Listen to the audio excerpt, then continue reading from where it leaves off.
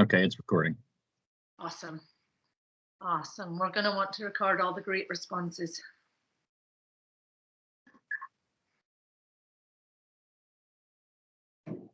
Okay, so we've got a few more minutes, and I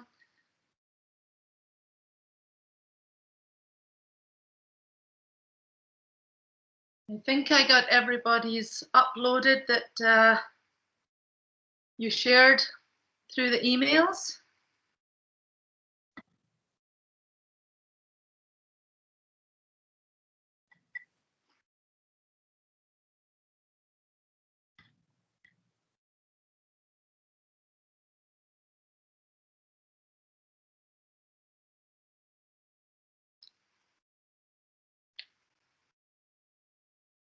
Okay.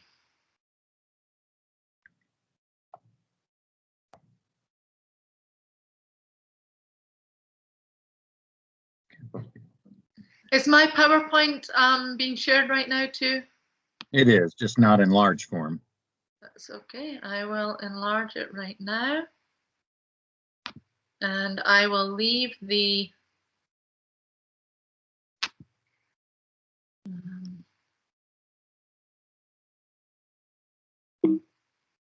this slide up so that way people can zoom in. Can you see the barcode for the polling? Yes. Okay. Right, let me just.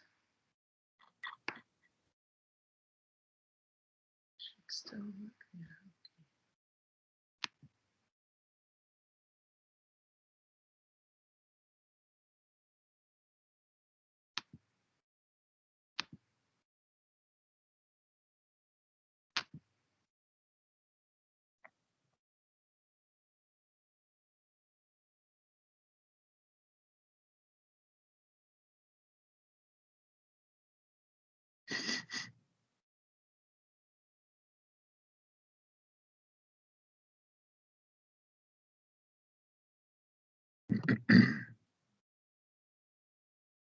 Do you know if the website thing is going to work today?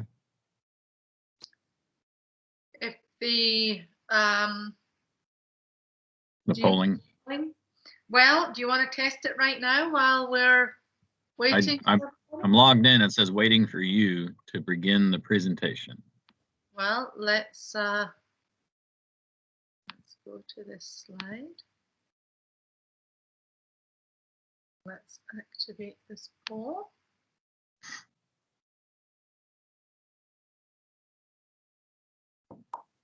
And clear past responses.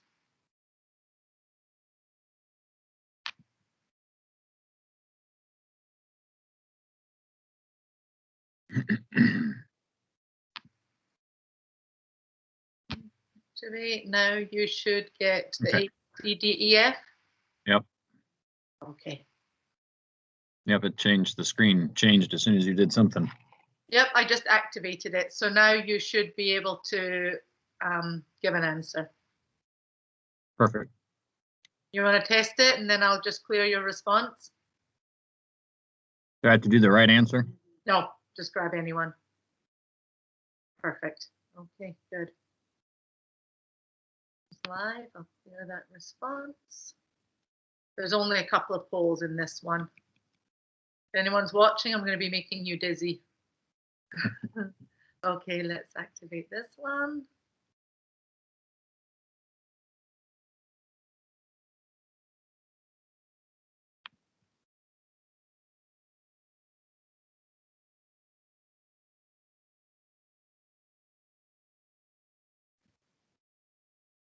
I think I deactivated this one because in the last meetings, all the questions were answered. Yeah, I'm just going to get rid of this slide because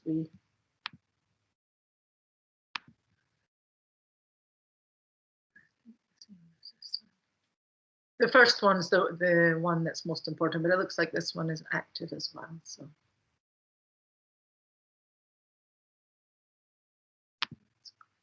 responses and activate it. And you should be able to just do a test, quick test of anything you put in there. This poll should be up on your phone now.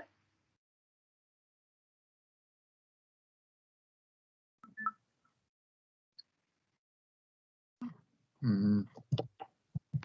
So this is free text.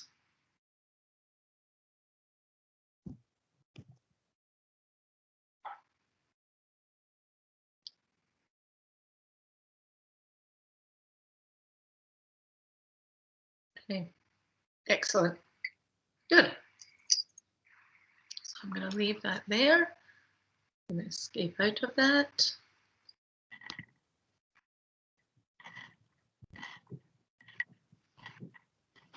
And I think we're at the top of the hour, so I will just wait for you and I'll pull this up. All right, well, I guess we can start. I guess some people will probably come in the next few minutes. Hopefully everybody in my site is on here. Let's see.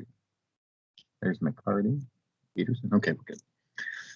Okay, so welcome back, everybody, and hopefully you had fun with the assignment that you had and getting to use and get some hands-on, or at least if you, I know there were a few people that didn't have the caseload or the time or the equipment, but you know, at least you kind of worked through and brainstormed how you would use the equipment based on what you've learned so far. At least that's better than nothing. So hopefully we can change and improve all those issues for you moving forward as you know you start wanting to use this and this becomes more prevalent and the early mobility program starts. So I look forward to seeing your responses and hearing from Margaret. So here she is.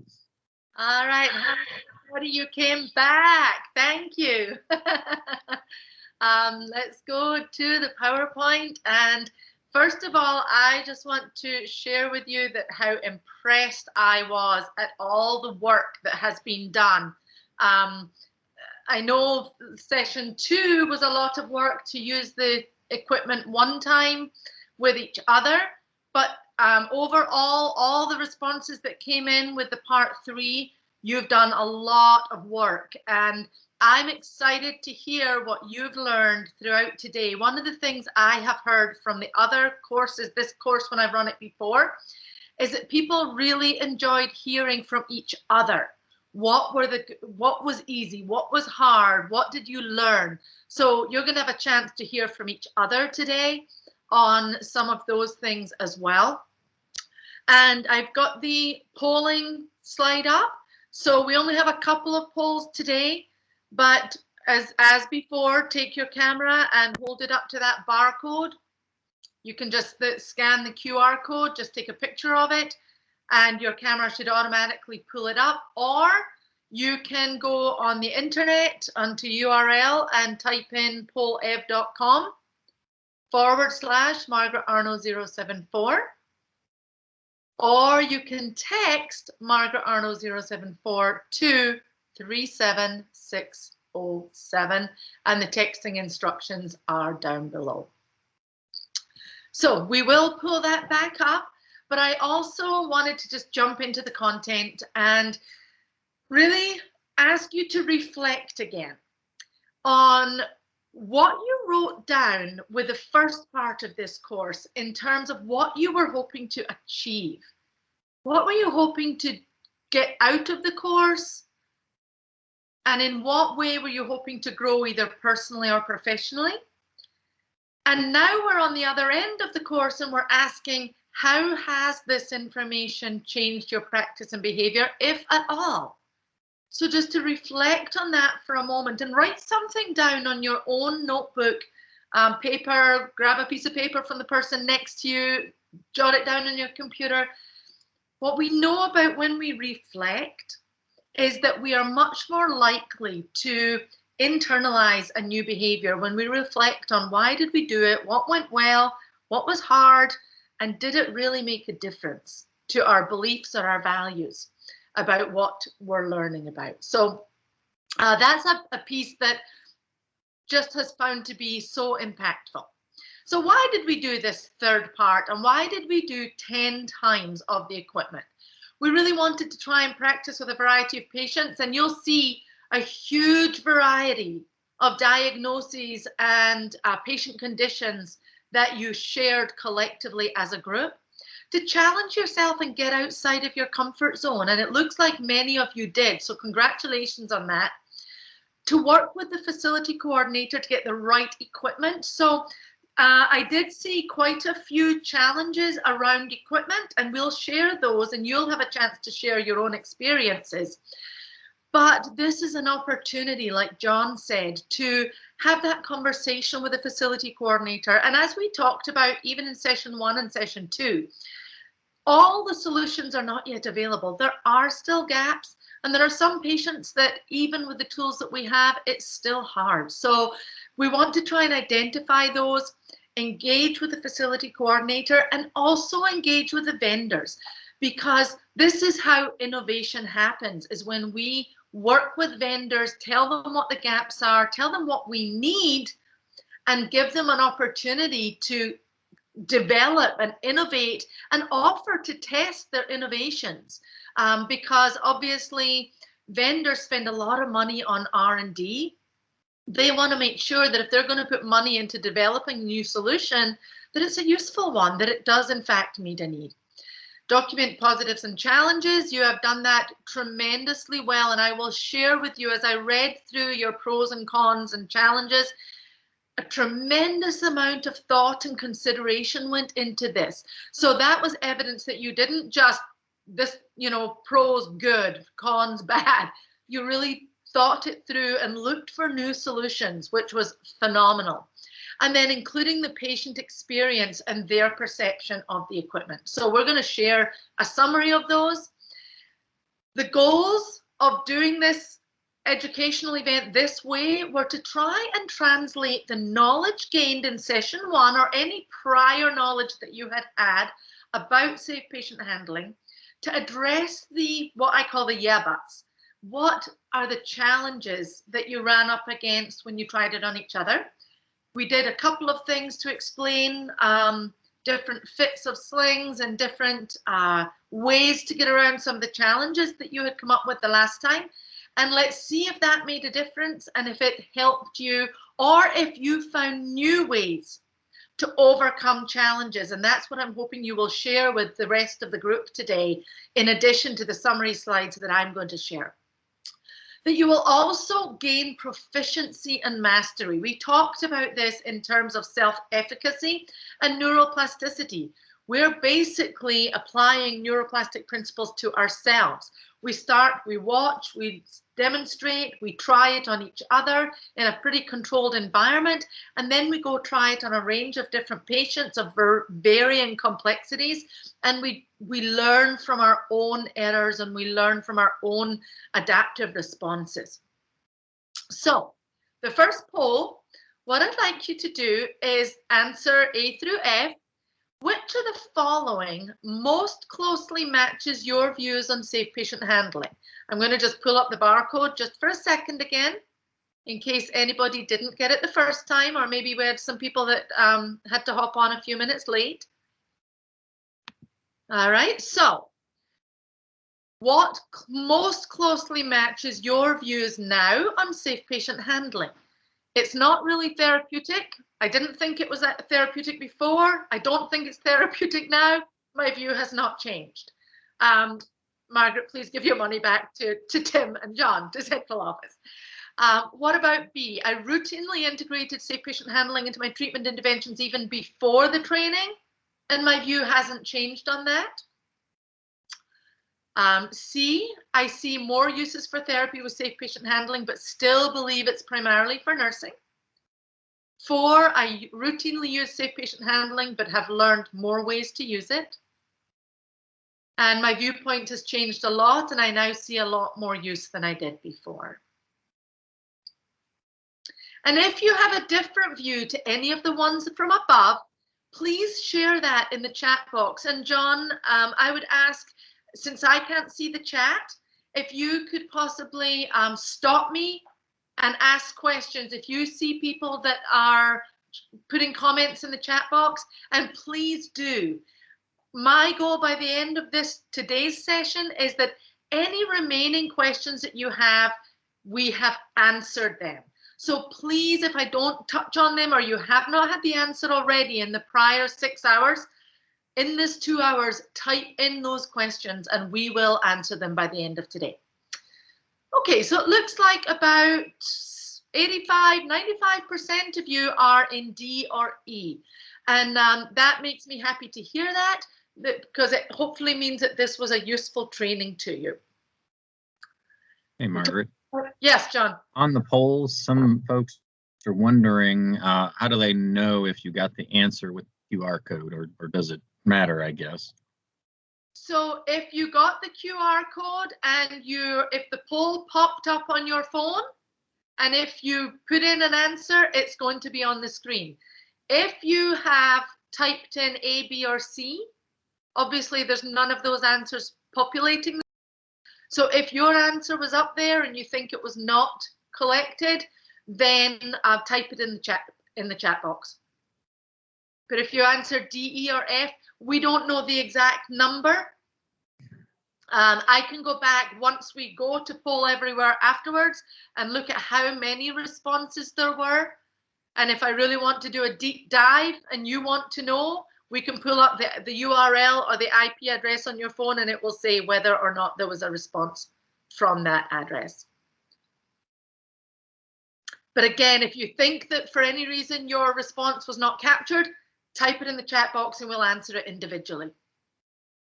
So now we know as therapists that when we practice a new skill over and over again, it goes from conscious skill, new learning.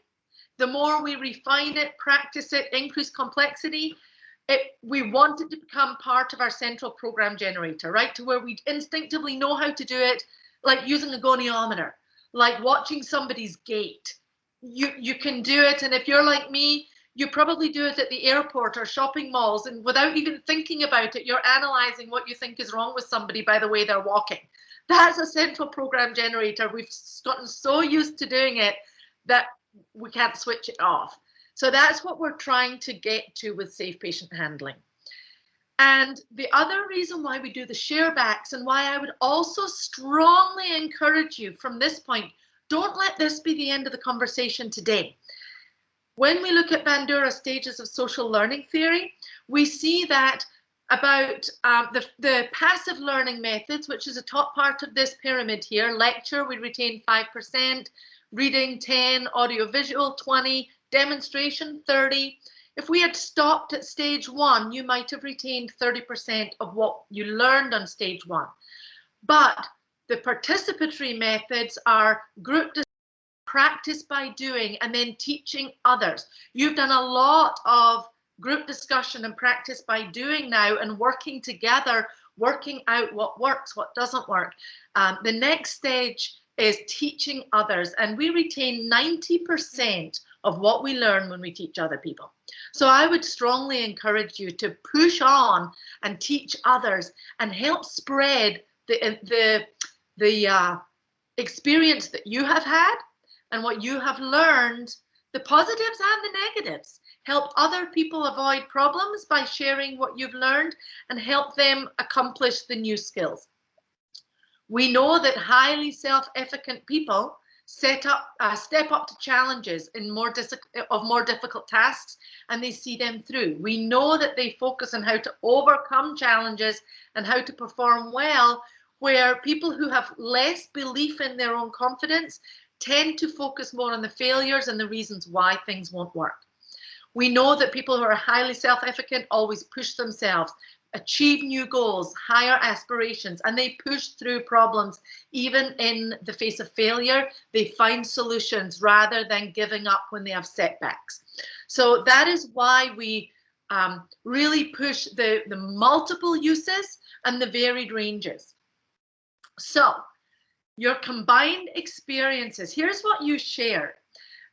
Overall, and there were a couple that I had that came in a little bit later, so I think there's probably up to 20 more patient encounters described. So let's say 160, 170 patient encounters described. That's phenomenal. And when I take VISN 15, your VISN, and combine it with VISN 19 and VISN 9, who've also completed this exercise, we have had over 500 veteran experiences with safe patient handling that have been described and reported on. That is phenomenal. And I'm going to be compiling all of that data into one document and sharing it back with all of the 3 VISNs so that you can see just what the cumulative work that you've all done, what that's done for your veterans and what you've learned collectively through this exercise. A great range of interventions and solutions. You have shown that persistence pays off. Many of you reported that the first couple of times it was difficult to get the sling on or to get the wheels of the lift under the bed, and there was some learning that went on in terms of where that needs to go or how to better put on the sling. Or some of you described that the equipment that you chose the first time wasn't the best piece of equipment and you needed the knee block. So you'd started with a ceiling lift and an ambulation harness, but the patient was a BMAT 1 and really had nothing to give you in terms of lower extremity. They didn't want to bear weight and they were really very weak. So you found that the pull to stand or the powered stand aid or even the non-powered sit to stand was a better solution because it gave you that knee block. You showed that initially it took you more time, but as you worked through it and practiced, that you got more efficient. And so that is another reason why we do this 10 uses rather than just stopping at phase 2, because I've learned that over and over again is when we actually do things 7, 8 times, even maybe 4 or 5 times, we get more efficient and it takes us less time. Great feedback about the challenges that I'm going to share with you, about the successes, and you did identify some gaps that we're going to talk about.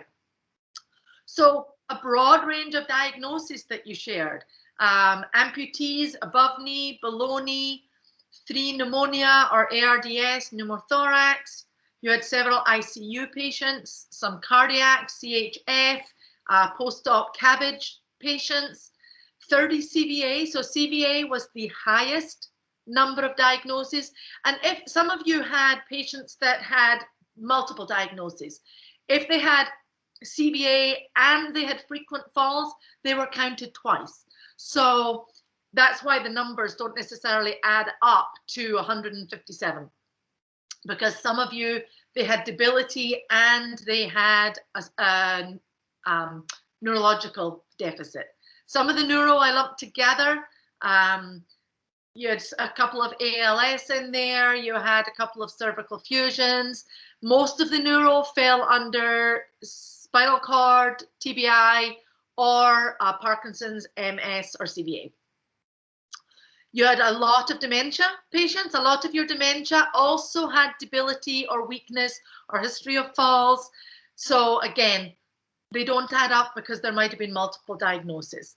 A lot of your patients had falls, gait imbalance, just generalized weakness or debility from in the hospital, like deconditioning from being in the hospital, or if they were prolonged ICU stay, prolonged hospital stay, I counted them in the general weakness diagnosis. And then the equipment that you used, the vast majority of you used a ceiling lift with some kind of ambulation harness, a variety. Some of you had the Goldman, some of you used the multiple use, some of you used the single patient use, disposable, some of you used the Inspire, the Mobility Coach Pro, others of you didn't say what kind of sling you used, you just said ambulation harness and ceiling lift. Your group was a little bit different from the other groups in just how many of you used the ceiling lift. What I also loved is many of you used the ceiling lift with Swiss balls, with Dynavision. I love whoever it was that dimmed the lights and went into a dimly lit room and looked at visual changes. Phenomenal. You're the only one out of about 250 therapists who've gone through this course who took a visual challenge in terms of making things more complexity for your patients. So some of you put objects on the floor. Some of you drop bean bags onto the treadmill and to make an obstacle course with a harness over the treadmill. A lot of you use the ceiling lift with a treadmill or with a slide board. So a wide variety. Only 2 people used slide sheets and only 2 used the Sarah Plus or the powered stand aid. That was a little different in this group from the other groups where they used more of the powered sit to stand. So maybe that's because you didn't have access to it, or you tried both, but you were more comfortable with the ceiling lift and the harness. A few, when we get into the challenges, talked about low ceilings and the hanger bar being right by the patient's head. Remember that the powered stand aid can be a good solution if you're dealing with low ceilings and the ambulation harness is not working for you because of that. One of you used the bed features. I will share with you, you're the only person out of all of the people who've gone through this course who documented a patient use where you used the features of the bed. So kudos to you. All right, let's jump into a summary of the results. And again, I will hold up here. As I went through this, this is going to be going into an Excel spreadsheet to show just how many of you. There was a wide variety of the pros and the cons and the challenges. But a huge number of you said you allowed your veterans to make mistakes. You pushed them more. You were able to do higher level activities without worrying about them falling over or the fear of them self-limiting. Many of you, 12 said that it decreased the fear of the therapist in terms of pushing your veteran more. 9 of you said specifically the veteran had decreased fear, decreased strain on the therapist or decreased burden of care on the therapist, and or it took you fewer people. Several of you said it only took 1 therapist and you were able to accomplish more because with 1 therapist, that you did balance and you did gait and you made them walk faster and you did higher level activities. And if normally you would not have done that if it was you by yourself. A lot of people said it eliminated the fall risk or reduced fall risk. We talked about fewer therapists, freed up the therapist to facilitate and queue more. There were 7 of you that specifically said that that was positive from using the safe patient handling equipment. Increased safety, successful outcome, patient independence. And I'm just you don't have to participate or do a poll, but just think about how many of you came into this course thinking that, yeah, the equipment is there, but we see it as making the patients more dependent. And many of you said that it actually made them more independent because you could push them more. Allowed the veteran to fail and see their limits. So several of you said it increased their awareness that some of the veterans, some of them that think they can do more than they actually safely can. And those are the people that are falling, aren't they? They're the ones that think they can get out of bed. Oh, and typically they're the younger veterans that are not the people that we would necessarily put on a high fall risk alert from the nursing side. They're the 30 to 50-year-olds who don't think they are impaired. And so several of you said that it allowed you to let them see their own limitations and that they actually were at high risk for falling. Because when we don't have the equipment, we keep them in that tighter box. And so they think we are holding them back.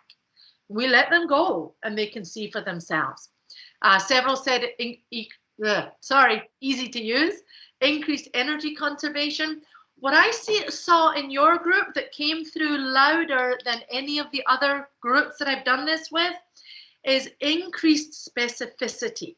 So some of you said that you were able to initiate a sit to stand from different ranges and different heights.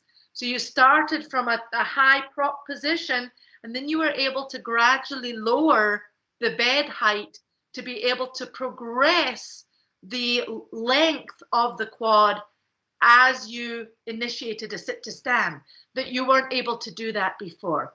Some of you said that you were able to be more specific in your dosage, that you could more accurately target an area that you wanted to accomplish. So higher specificity and more targeted use of the patient's energy. A couple of you had an AKA patient. One person had not walked now years. That I took this from a prior group. I think yours was in a few weeks. I don't know that I had anybody that had not walked in years. When it's your time to share, if you had anybody that had not walked in months or years, please share that experience with us. It allowed you to do more closed chain exercises. It allowed you to do more progressive and graduated weight bearing. One of you actually got a scale and used the equipment to train a patient what 20% weight bearing felt like, because you were able to do that repeated activity safely. Many of you shared that you could push your patients more to higher functional levels without risk for them and without risk for you. More dynamic treatment, higher level of activities without risk. If any of you have pros that we did not include there, please, like I said before, put them in the chat box. Summary of your challenges: difficulty donning the sling, but again, most of you that said that in the first couple of times said that it got easier the more you did it. One of you had said that your patient initially felt really good in the sling, but the longer into the therapy it got, the more uncomfortable the sling got, and you weren't quite sure why. I'm wondering, is it because the patient was more fatigued and they were kind of sinking into the sling more? Sometimes there is a shift that occurs. We maybe need to look into that a little bit more. The lift did not always function as it should. That was shared in a prior group. I don't think anyone in this group specifically said that. But again, these are cumulative things that we're seeing across all three VISNs. Lift bar was in the way. Several of you shared that. Limited by the area served by the ceiling lift. Several of you mentioned that your patients got tired of turning around at the end of the parallel bars, right? I mean, that happens with or without a lift, doesn't it? We get to the end of the parallel bars, we've got 3 steps in, 4 steps, we're turning around. That was a challenge. And one of the things to look at is whether you put like a circular gait track into a therapy area or a longer hallway where you can put a gait track where those veterans can actually walk longer distances or walk laps around the area. One of the amputee specialty clinics that we have in my city, Bay City, Michigan, they've built their treatment area in the middle of a big gym, and they've put a walking track around the outside, the perimeter, with a ceiling track that goes all the way around with multiple points on it. Like some of them, they've got one motor, and then they've got 3 or 4 other harness connection points.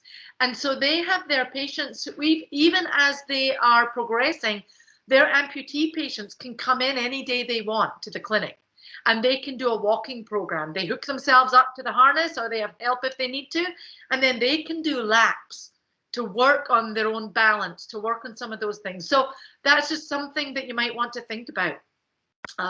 Limited by the bed and by lines. So some of you had ICU patients, and I loved whoever, one of you shared your ICU patient was giving thumbs up and smiles and was loving being able to do more. And another ICU patient, you were able to get them to a community area and they loved getting out of their room. So kudos to you for being creative and looking at different environments and different contextual relevance. We talked about that with the evidence. The patient condition came up as a challenge: fatigue, difficulty. Some of your patients said that they did not like the activities.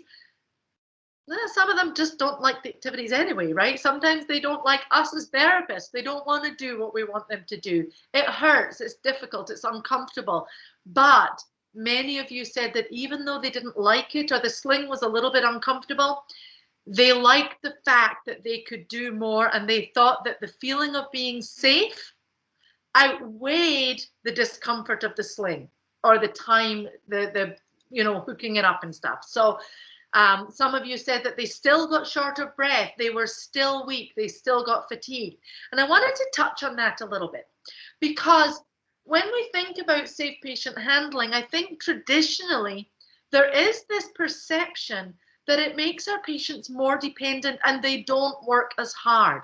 So the fact that your patient still got tired, good for you. It means that you were pushing them. And were they in that target physiological range? Did you want them to get short of breath? Right? Was that a training moment? So we still want to get them to fatigue, depending on your patient. We still want that physiological change. So sometimes it was listed in the challenge, but again, maybe it wasn't a challenge. Maybe it was an advantage, a good thing, a plus. Patient refusal and fear, sling discomfort, I kind of lumped those together. There were not very many of those in this group. There were a couple of sling discomfort or not a difficulty getting the sling to fit properly. But again, some of you changed the slings afterwards and got a better fitting sling. Somebody else said it just took, it was some error on your half, just understanding how to work the sling and how to adjust it, and you were able to get a good fit. Sling too restrictive. There was one person who said that the patient kind of didn't have the freedom to move.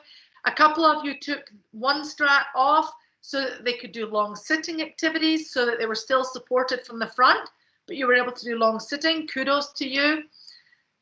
Takes more time getting equipment and having access to the equipment. So that was a summary of the pros. Sometimes the foot plate was not removable. You need to look at your equipment. Some of the powered stand aids do have a removable foot plate, and the non-powered ones, some don't. Space restrictions came up. The overhead rail, so the motor posterior to the patient, was destabilizing. And you mentioned that some of them, the motor seemed to pull them backwards. You can overcome that to a degree by pulling that motor forward in front of them. That does take a second person, but it doesn't need to be a skilled therapist. It can be an aide, a family member, a CNA, or a tech, whoever. Some of you said that the patient had a false sense of confidence, and I wanted to touch on this for a moment, that the lift was almost giving them too much help. So you know what you can do with that? You just lower the support, you loosen the straps, or you lower the boom a little bit so that it's not holding their weight. Give them a real feel of what they themselves doing it without the help of the lift feels like. So again, lower the boom a little. You can bring the hanger bar down to in front of them here, or you can, put it behind them, or just loosen the straps if your straps are adjustable to give them more slack. Let them feel what it really is like so that you can have that conversation with them. Listen, this lift is doing this. You're not doing this right now. Our goal is that you will do it without the lift, but please don't try it on your own. Just the same as we would do it if we were providing the help. Right? So sometimes we give them too much assistance without the lift, and they have a false sense of security because they don't realize how much we're lifting them. And we can show them the same thing. Okay, now you try it. If they don't have the support, they're going to get a real feel. Space restrictions was something that came up, and low ceilings came up. I just want to make sure I covered them all. All right. Any questions in the chat box, John? Or comments? No. We're good. Okay. All right. Patient experience. So many of you said that your patients felt they could do more. They were initially afraid, but better with using it. Some didn't like it. They were uncomfortable, didn't want to mobilize at all. Sling was too tight, but a couple of those said that they actually, by the time they'd used it a couple of times, they felt the benefit outweighed the risk, as we've talked about. Felt more safe and secure, had a positive experience, reported less fear, less pain, said it worked, but it was cumbersome. They were happy to be able to get out of bed. They were overcome with joy at being able to walk. Again, the past 10 years, that was one from the last group, but many of your veterans with the patient experience said that they enjoyed, they reported being happy. They wrote the words, it was good, I was happy, there was smiling. And I got to tell you, I was smiling reading your reports because that's what it's all about. I mean, we have here 170 veteran experience that were overwhelmingly positive. Very, very, very few negative experiences. And the only negative ones were that they didn't want to participate, that they felt a little bit more pain. But again, sometimes they feel more pain when we're doing things with them, even without equipment. One of them had bony mets that you reported on, and they just were very, very painful anyway. Happy to do more, increased independence. Many of them said increased confidence. They enjoyed the higher level of activities. They enjoyed being challenged. So many of you said that you could challenge them more, and your veterans liked that challenge. They also liked the fact that you were able to vary the treatments and the interventions. That came back from 5 different veterans, that they enjoyed not just always working on walking. They liked the obstacle courses, or they liked the fact that some of you used a Swiss ball. They liked the variety. Some of you did forward walking, sideways walking, backwards walking on the treadmill, and they liked that. So now it's your turn. You get to report on what was the most useful or the best thing about this course and your experience. So you can share back anything from what you learned, the experience of working with each other, the experience of working with your patients and your veterans. Second thing I want you to share is what was most challenging or least useful. Third thing, what was something that will stick with you? What was an aha moment in the course of the past 6-7 hours and the work that you've done in between times? And then if there was a challenge, what suggestion do you have that could solve or overcome that challenge? So I'm going to press the escape button now so that we'll see the PowerPoint, but we will also see the people who are coming up next to talk about it. And just get the Teams screen off. Okay. So, Albers, are you available? Can you unmute yourself? Can you hear me? We sure can. Okay. So you give us your 4 things. Okay, so what was most useful, the best thing about the course or the experience? And you've pretty much touched on all 4 of these, but for myself, the best thing about the course or the experience is that I felt like I could challenge my veteran a lot more than I have in the past, that I have that security of if they fell or if their knees buckled, that I would have the harness or the ceiling lift, what I was working with, that would help with that recovery instead of, hurting myself or using a max assist in a challenging situation. What was most challenging?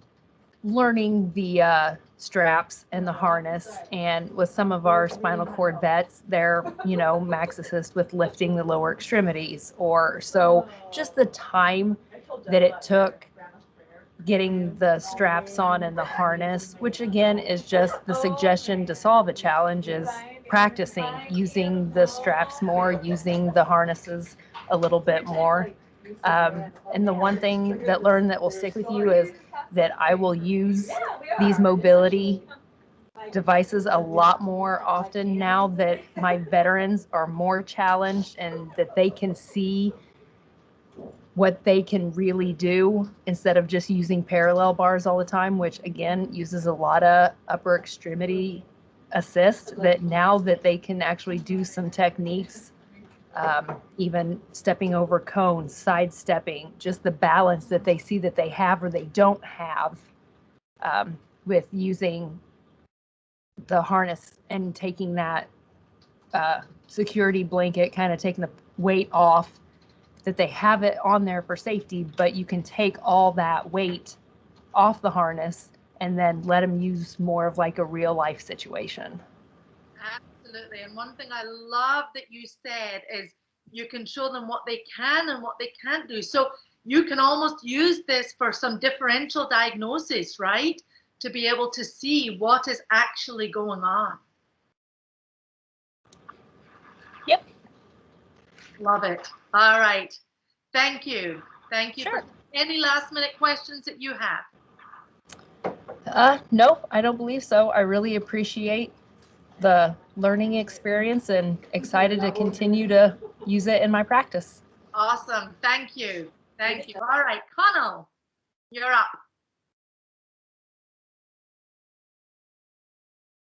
And it looks like she may be typing. I don't know if she has microphone capabilities, so if maybe we move on to the next one and her stuff will show up in the box. Perfect. Okay. If she doesn't pipe in here in a second, that is. Okay. Let's go to Downs then, and then we'll come back to Connell. And that would be me. I work in a home health setting, and I think one thing that I took away from this is in the VA, we issue a lot of overhead lifts, and they are often over a hospital bed. So you could at least move the hospital bed out of the way and use that track lift to do similar kinds of activities. But then most challenging or the least useful is the fact that the track lifts are usually pretty short. Right. And of course, they're not all over hospital beds. So they're placed in a place where it's usually a very short transfer sometimes, but not always.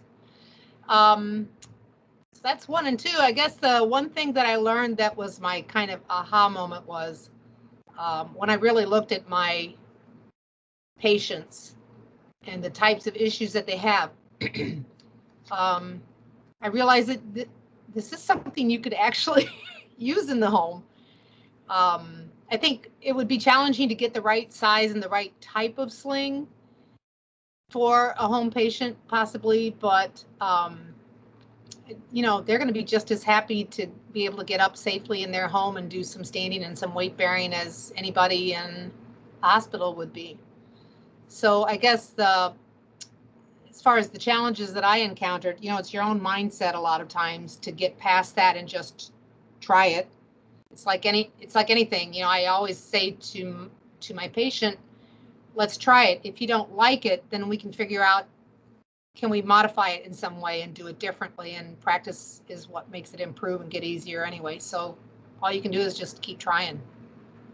Absolutely. Yeah. I love that you said, you know, we say it to our patients, just practice and it'll get easier. And I think we've learned that we've all are at different stages that this exercise has kind of shown that to us as well, which is great. And I love what you said about the short tracks at home, that perhaps getting with prosthetics could be looking at that, because the installs for home, often the most expensive thing is the motor and getting the track. Very often an extra 3 feet or 6 feet of track, unless you've got structural barriers in the ceiling, is not that much more expensive than putting in 3 feet of track to span a wider room. So that might be something that you could take and work with your prosthetics department on, realizing that if they're going to put it in the home anyway, let's make it functional. Maybe it can go to a sink. Maybe it can go so that the veteran could walk into the kitchen instead of just thinking transfers over the hospital bed. Hey, Margaret, one of the comments on here from Janet Weber was, unfortunately, most of the veterans that are home-based don't have the financial capability to add more track to their overhead lift for ambulation.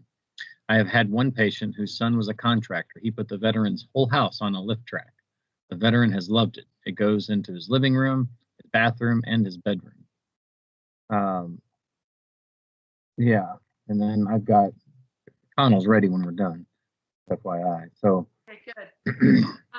is that something that the VA could, I mean, is that something that can be funded by the VA? I don't know if there's funding for that to at least add a little bit more than just the basic track lift over a hospital bed. I don't know.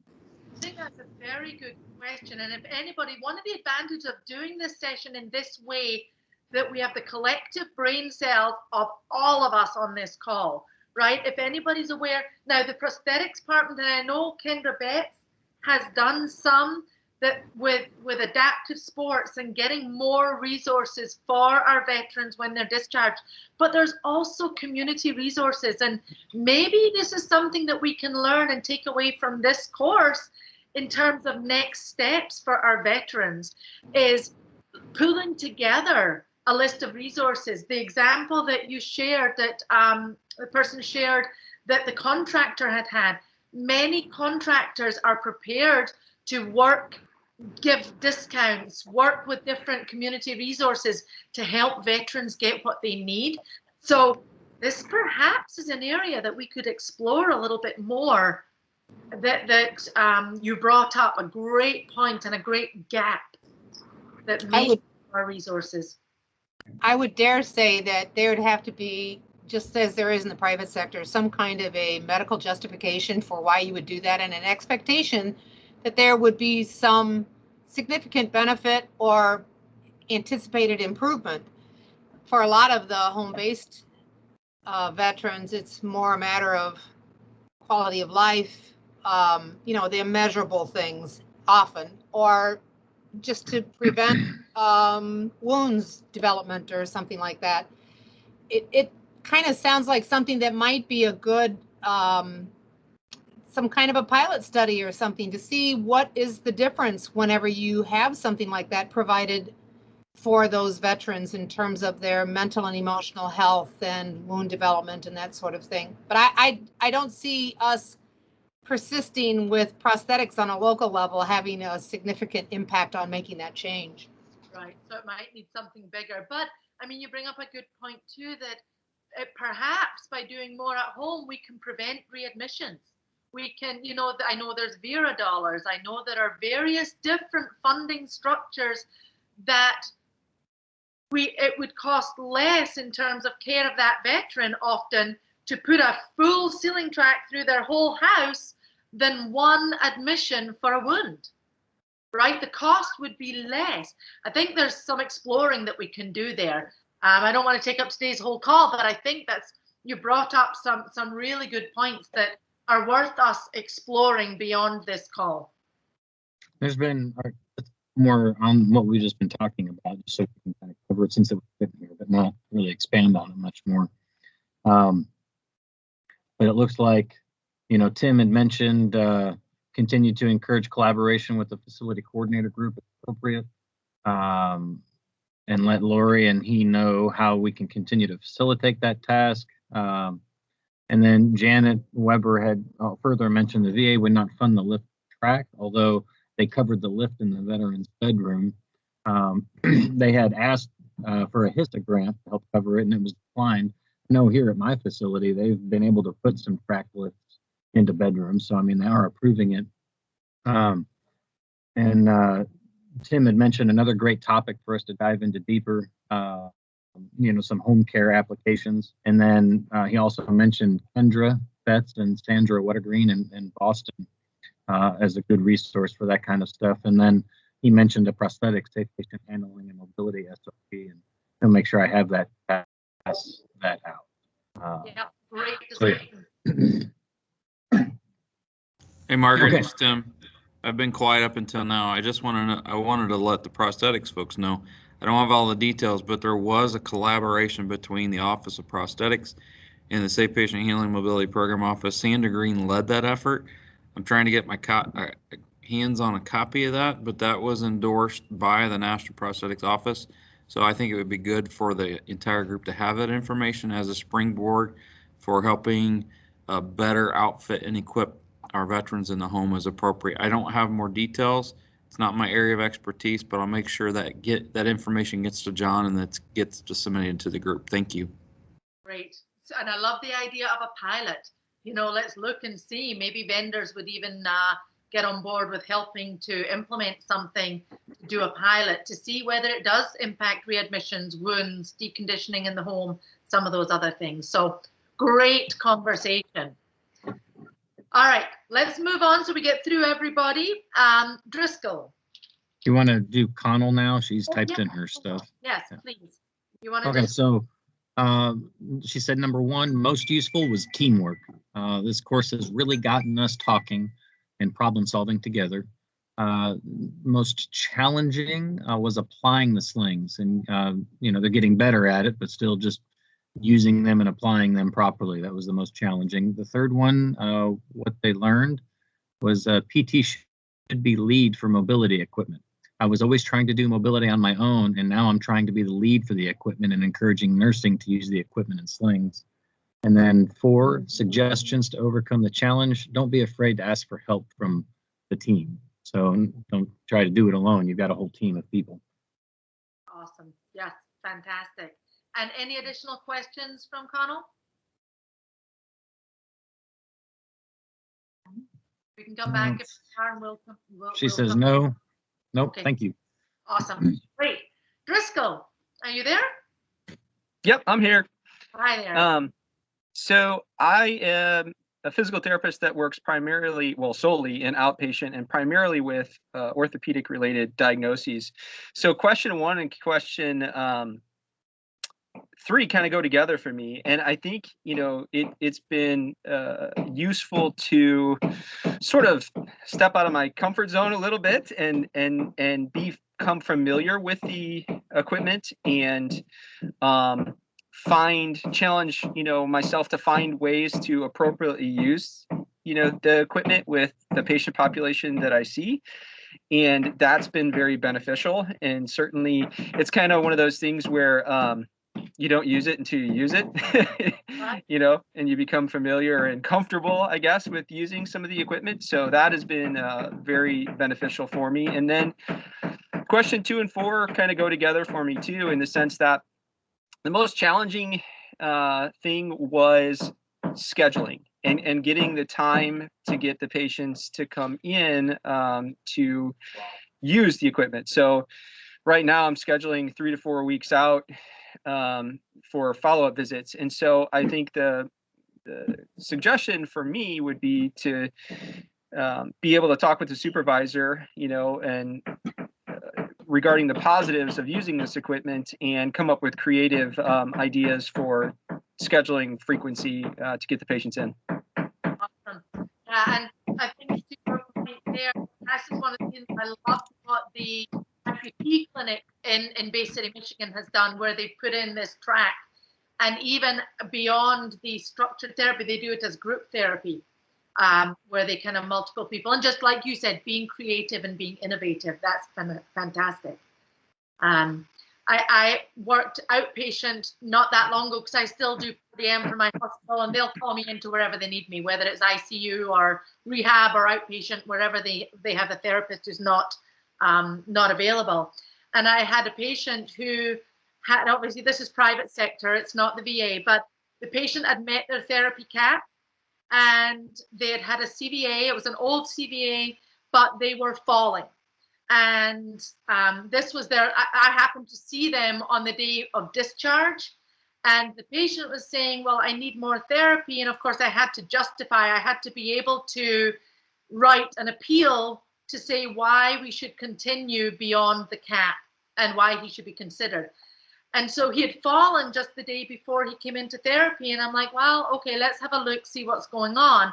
And the therapist that had been working with him had been in the parallel bars and stepping forward and backwards, side to side. I went down to rehab and I got the mobile floor-based lift because they do not have a ceiling track in their rehab department. And I put him in an ambulation harness, and I did a Tenetti and a Berg with him in the harness. And I let him go. I said, come on, tap, foot taps. I want to see this. When he would try and do anything with a head turn, that was when he would fall. And so I was able to really specifically document what his problem was and why he needed more therapy, where we were not going to do more therapy in the parallel bars because he wasn't getting better. we were going to put him in the harness and push his head turns with movement, the very area he was deficient in. And the cause of his falls was that neck movement. He couldn't compensate. So we were able to then specify the treatment, and he did better, and he didn't fall in. He was not falling anymore. So I think just seeing and thinking, stepping outside the box is great. Thank you for sharing. Okay, any other questions, Driscoll? No, thank you. Okay, Dale. Okay, so I work in a spinal cord setting, and so a lot of our patients aren't necessarily ambulatory, so I'm not looking at using it in that way, but I have a patient in particular who's towards the end of his active rehab admission, and really we're just kind of waiting on some other things before we can send him home. However, he is going to need a significant amount of assistance, and his mother does not want an adapted vehicle, which he needs, and he needs a power wheelchair for his mobility. So I spent the majority of my sessions working with him on trying to figure out how to get him in and out of a car safely. And so the most useful thing about this course or experience was it really forced me to evaluate all of the options that we had available within our clinic and to see what could be used, you know, to get him in and out of the car safely. What would be portable in case they got somewhere and he was able to get out? How would we get him back in? You know, what things could we use at home? You know, what things could be used in different settings?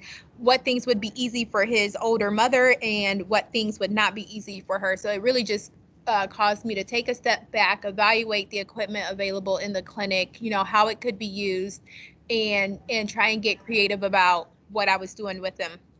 The most challenging was just the fact that even though he has some lower extremity movement, once I started putting him on ceiling lifts and in harnesses, he tended to just let the machine do all the work for him. So just trying to get him to realize, like, hey, yes, this is helping you, but you still need to use your muscles. You still need to work. You still need to participate and actively engage. The aha sticking moment for me is we actually have a good amount of equipment, and I will chalk that up a lot to having a great safe patient handling coordinator. But Tim is awesome at helping us get all kinds of stuff to try and trial and connecting us with different vendors who might be able to help us, you know, with something specific for certain veterans. He's just a really good resource for us here in St. Louis. So I appreciate him immensely. So, you know, just knowing that we have all this cool stuff and we need to be better about thinking creatively and thinking outside of the box and not just relying solely on our ceiling lift transfers or our basic slide board transfers, but really pushing the envelope to see how do we get the most bang for the buck with the equipment that we have.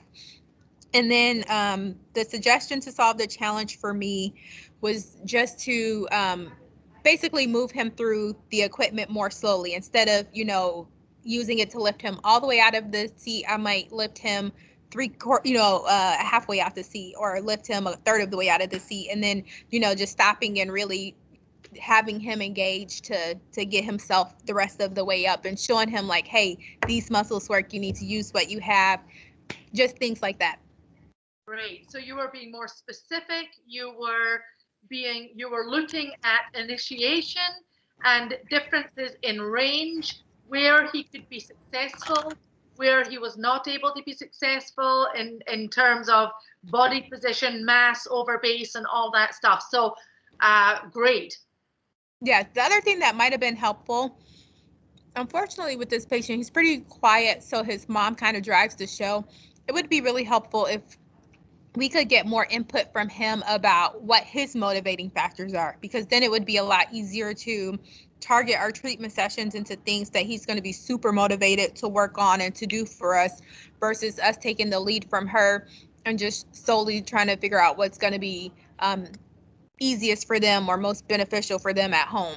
It'd be nice to marry those two together. Yes, for sure. For sure. Excellent. Thank you. All right, next up, Vincent.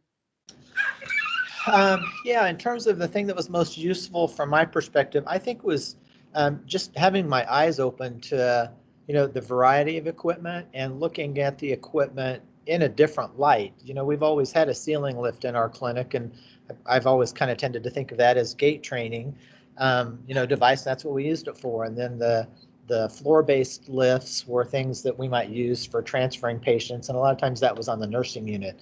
So to see a lot of the different ways that the equipment could be used and in ways that weren't real apparent to me in the past was very helpful.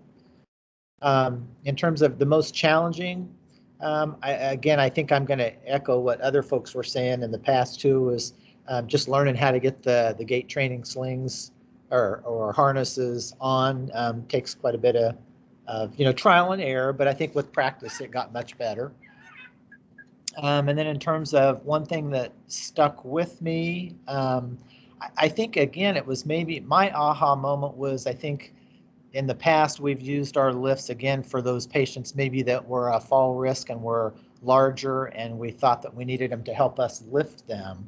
But to put the equipment on patients that maybe weren't someone we would normally have thought of doing that with, and being able to step back and watch them move and analyze and challenge them in other ways that we could not have done before was real eye-opening for me. So, and then suggestions to solve a challenge. Again, I think someone else said this earlier, but it would be, I think, just to use your team. We would occasionally, as we each were doing our own activities, be struggling, and we would turn around and ask, if people had ideas or if they'd had different experiences or different problems with the equipment. So it was really helpful just to kind of, discuss and share between their team members and get their ideas. Excellent. Thank you. Any last minute questions? Nope. Okay, great. Thank you. Anderson. So the most useful and best thing for me was just knowing how to use them. I'm a new graduate and new to the VA, so I hadn't seen a lot of the stuff before, the different types of slings. So just having those ideas of things that I could use in the future, or what I wanted to do, was really helpful. Most challenging was just time. I'm the only OT at this facility, so I'm seeing people a lot of times for like 30 minutes at a time. So just time to just set everything up and kind of get my ducks in a row before I go and see somebody was difficult. And then I think just the aha moment was stuff that I could see it working for ADLs and working on higher level things with ADLs, and not just saying, well, oh, that could be just for walking only. Well, what can we do while they're at the sink or getting into the shower, stuff like that. And then Rick is my coworker, so I'll kind of echo off of him suggestions. I think we kind of all relied on each other throughout this, and just kind of asking them for help or assistance or guidance was really helpful. Excellent. All right. And nice that you're a new grad and getting this information right out of the gate. A lot of us who have been therapists for a long time have already developed back pain, shoulder pain, neck pain, aches, and we've found new ways to do things. So I'm glad that you are seeing this right at the beginning of your career. Yeah, thanks. All right, thank you for sharing. Next up, Funke.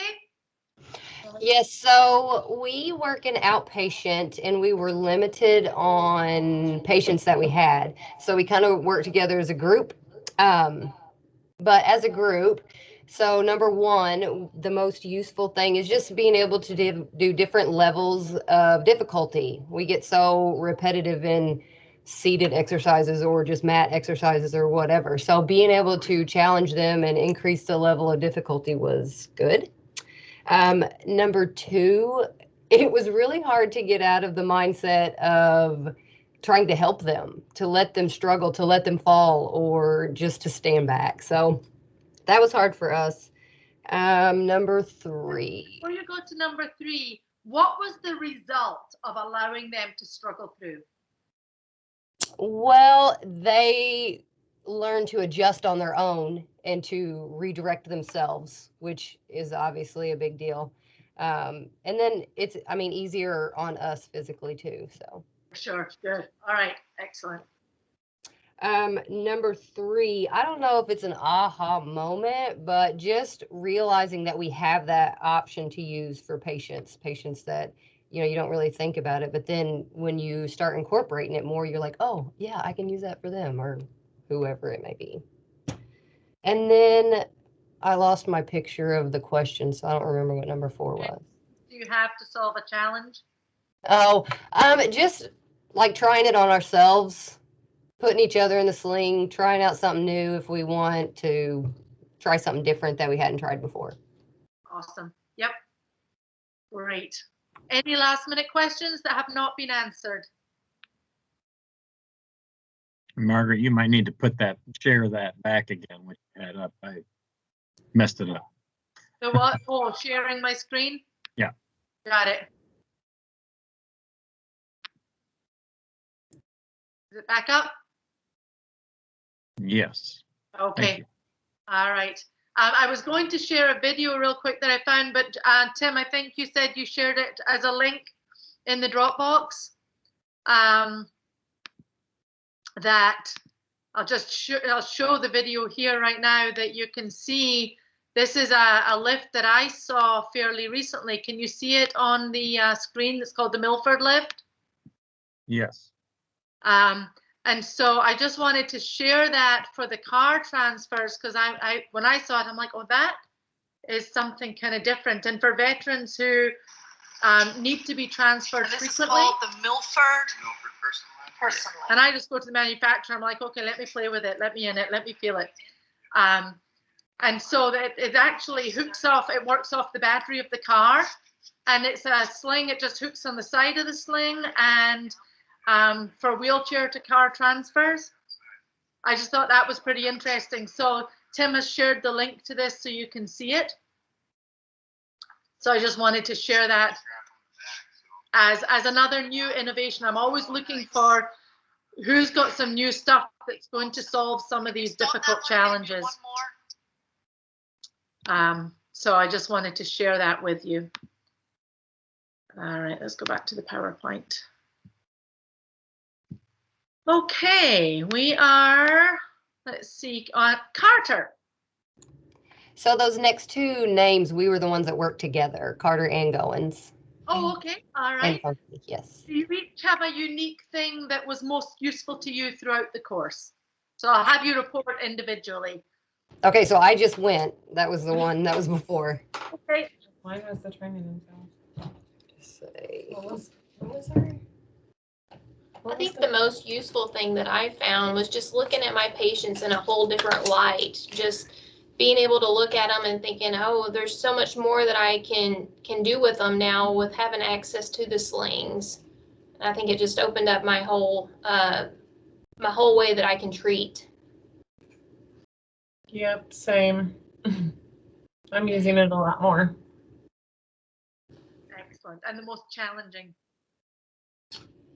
With our sling, our track tends to somewhat throw our patients off balance, and that has been a bit of a difficulty. I actually had one veteran who he didn't like using the sling because he felt like it actually threw him more off balance. Okay.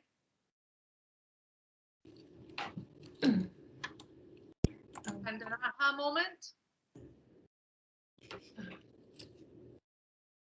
Or one thing that will stick with you?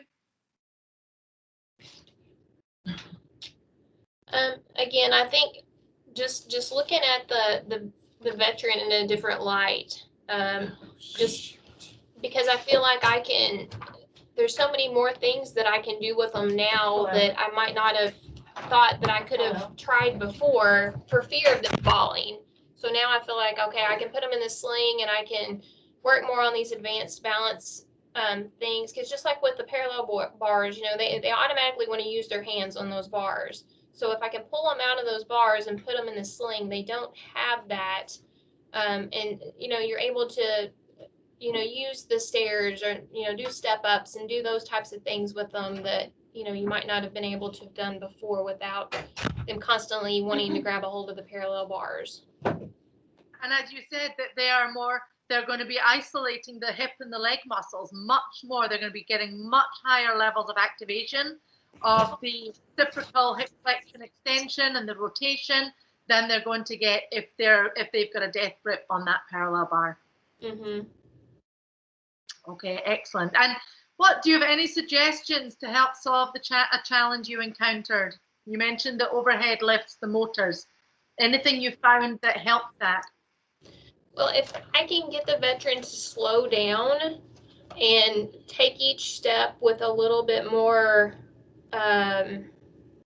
control, that seemed to help. It seems like if they're trying to somewhat speed through it, that's where you get so much momentum on the track, and that tends to throw them off a little bit more. So if I can kind of slow them down and control them a little bit more, that seems to help. Great.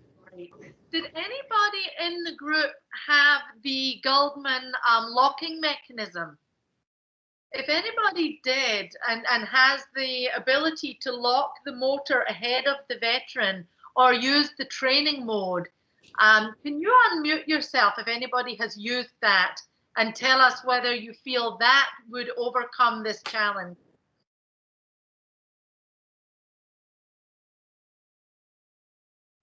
Hey, Margaret, this is Scott Arnold. I'm also at Poplar Bluff with the group that's answering right now. I think one of the biggest challenges for them with the track there is the ceiling height is so low that it's just the physics of the patient moving and the track moving messes things up. And that's one of the improvements we're doing for them is we have a new urgent care being built. And part of our changes after that urgent care is hopefully we're going to move our outpatient physical therapy into our existing urgent care space. So the ceiling height will be higher and that issue should be corrected. Can you repeat the question, please? Yes, so has anybody used the Goldman the locking track or the locking motor or the training mode? And if you have, did it help overcome the challenge of the motor?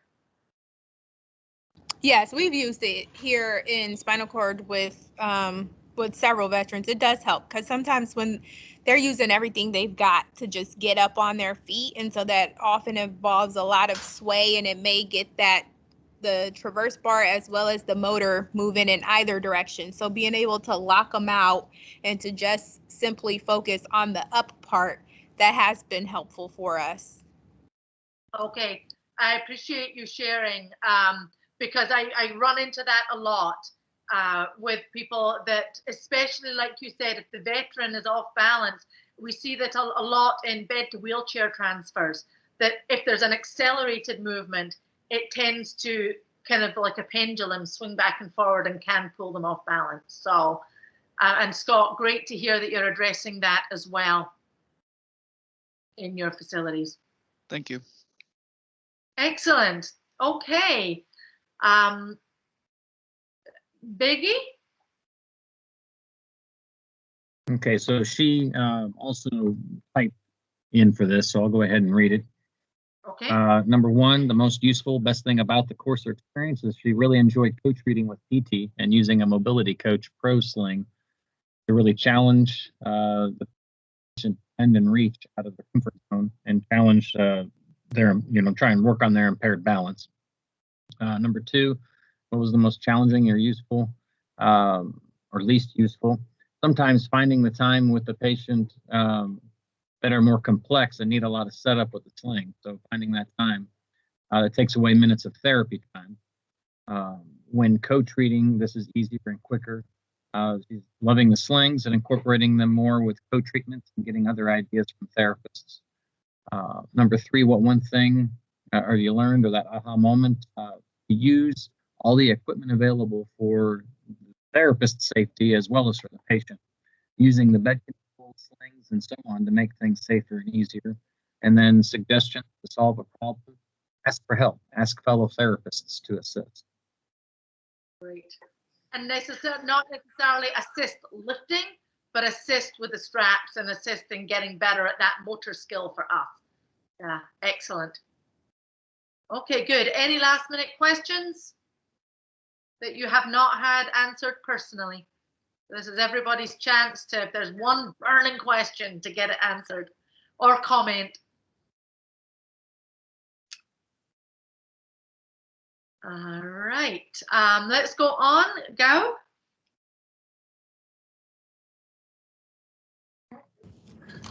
Hello. Let's see. Number one, the most useful was just realizing how when it's like one of the first thoughts whenever I am dealing with all of the patients is how much faster they progressed with their mobility and how we were able to do much higher level things, and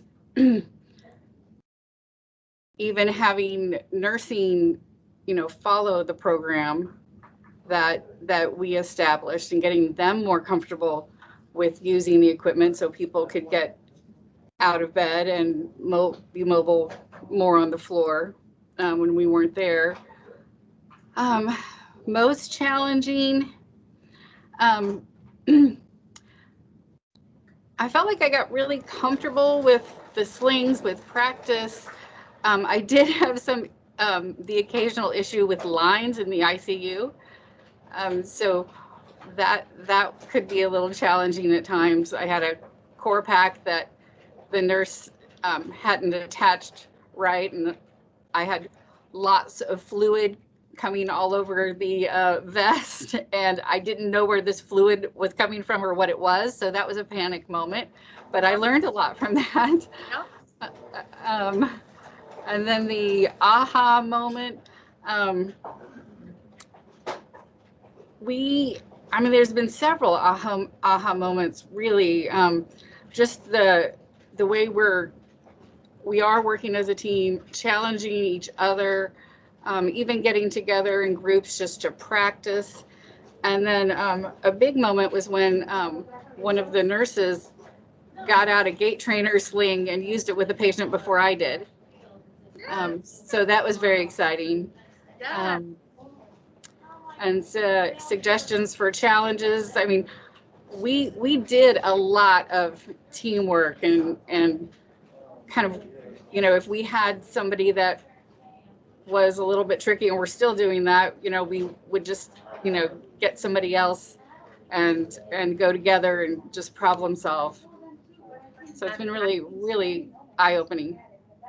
Fantastic. And I think you were the one that I had put a note by your name because you had said how much faster you noticed your patients progress when they got up and moving. And that's huge. And really that is, as we're going to be then talking from this about the next steps in taking what you've learned as a therapy group and moving it into early mobility that is multidisciplinary.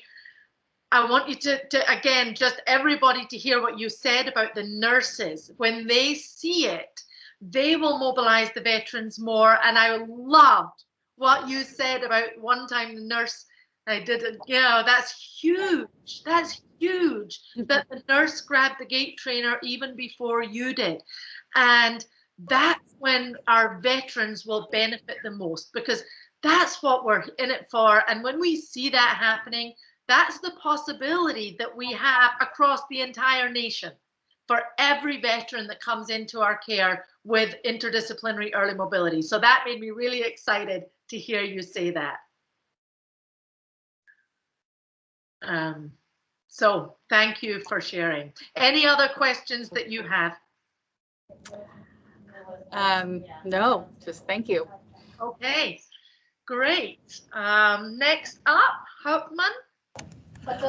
Yeah, hi.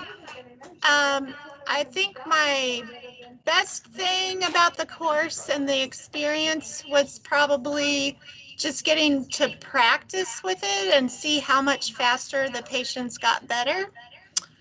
I think the most challenging thing was just learning how to pick which size sling and things like that. I think my aha moment. I think my aha moment was probably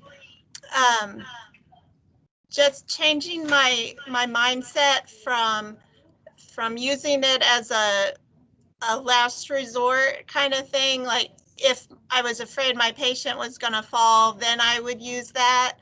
instead looking at it more as a, if I use it, then how much better could they get and how much more difficult things can I do with my patient?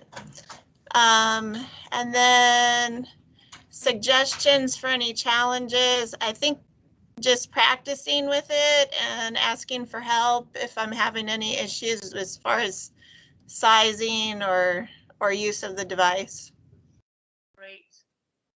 Excellent. Any questions? Any That's last all. questions? Okay. Thank you. Thank you. Cowsert.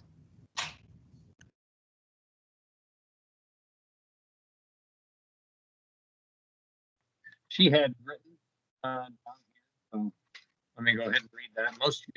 Number one was most useful with bringing these new ideas to the forefront of her treatment selections to better challenge her veterans. Number two, the most challenging was the environmental constraints, and we've talked about it: low ceilings, location of overhead lifts and tracks.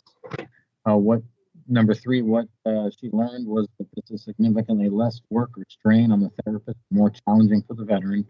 And number four, just encourage practice. The more we use the equipment, the easier it will get. Great. Super. All right. Thank you. Patrico. Yes. So I think the most useful, like Stephanie just typed, was kind of seeing the different ways. I think that first session of you kind of showing us, you can use this like this like that, just kind of really opened my eyes to see kind of, the usefulness of slings, things like that. Challenging for me personally is just having the, I'm fortunate, I guess, and say my outpatient setting, I don't need to use a lot of slings, which is good. But I think that the big aha moment is kind of thinking, the bad connotation sometimes, lifts and slings have with them as, oh, you're using a ceiling lift on them. That means, they're dependent. It's like, well, we're using it for just that more education piece across the board. And then, yeah, overall, I just felt like, opened my eyes to using more things differently and building up strength, things like that. Okay, great. Thank you for sharing. All right, we're getting into the last slide of people to report back. So, Stephen. Hi. So the things that I thought were most useful was that we can really progress, like Mary had said, progress our patients more quickly, especially in the ICU. There's lots more we can do with them. We have the nursing staff in the ICU. There's plenty of people that can be eyes on, and we can progress them a little bit quicker. The most challenging was just acclimating to the slings and making sure we don them correctly. It seems that some are donned better when they are on the lift first, and then you put it on the patient versus, donning them in supine or donning them in sitting. And so just piecing through that. Let's see. Oh, okay. The aha moment, like Mary, I have had multiple experiences where nurses have seen me working with a gait trainer, and there's been this opportunity for us to say, we do not have to use like a seated sling lift to get them into the recliner, from bed to a recliner. It's easier and better for the patient if we don this gait trainer and let them do the work, and you're not lifting, nobody's doing anything, and you can do it pretty much with one person. You don't have to have a team of people to transfer using an overhead lift, elevating the patient completely. And then solving the problem, again, just donning, figuring out which slings are best donned in what positions, I think has been the most challenging thing, but also a way that we solved that challenge. And did you find that once you figured that the lines, although, we have to manage lines, chest tubes, drains, stomas, core packs, we have to manage those anyway. Did you find that there was anything in the ICU that prohibited you, that there wasn't a workaround for? Well, and we discussed a little bit about fecal tubes because we really, I think, don't want them weight bearing with a fecal tube on their feet. So that's just kind of a bummer. That we can't get them on their feet. But the supine, the beds, using, I think, maybe more or like slightly weight bearing, something like that. I think that's maybe been the biggest tricky part of that. Sure. But you didn't, did you get any intubated patients up? Did the EP? Yes. So that the ventilator didn't create any problems. The chest drains, arterial lines, all of that was manageable. Well, we had RT, nursing, and PT in there working all together. It was comprehensive and awesome. Fantastic. And again, one of the reasons I appreciate you sharing those specific experiences, because a lot of facilities that are not necessarily, they don't necessarily have therapists dedicated or experienced in the ICU.